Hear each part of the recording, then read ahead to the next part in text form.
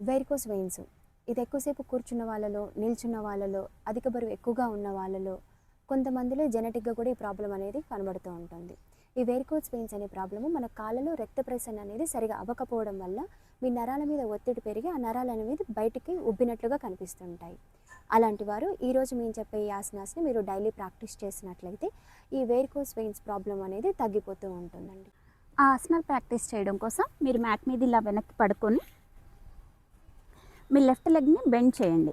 ఇలా మడ్ చేసి రైట్ లెగ్ని స్ట్రైట్గా పెట్టేసి గాలి పీల్చుకుంటూ పైకి లేపండి, గాలి వదిలేస్తూ కిందికి. ఇలా ఒక 10 సార్లు పైకి కిందికి అంటూ ఉండండి. అలాగే తర్వాత మీరు లెగ్ని పైకి లేపి మీ 2 హ్యాండ్స్ తోటి ఇలా పట్టుకొని ఇలా కాసేపు ఉంచండి. ఒక 10 కౌంట్ చేస్తూ ఉండండి. తర్వాత మీ లెగ్ని రిలాక్స్ చేసేసి ఇప్పుడు రైట్ లెగ్ని బెండ్ చేసి లెఫ్ట్ లెగ్ని స్ట్రైట్గా పెట్టేసి లెఫ్ట్ లెగ్ని కూడా అలాగే గాలి పీల్చుకుంటూ పైకి, గాలి వదిలేస్తూ కిందికి. ఇలాగ ఒక 10 సార్లు పైకి కిందికి అంటూ ఉండండి. తర్వాత ఈ లెగ్ని కూడా 2 హ్యాండ్స్ తోటి ఇలా పట్టుకొని కాసేపు ఉంచండి ఇలాగా.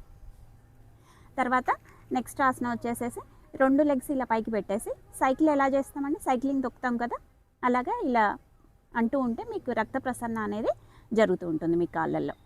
తర్వాత మీ 2 లెగ్స్ని ఇలా పైకి లేపి 2 హ్యాండ్స్ తోటి ఇలా పట్టుకోండి.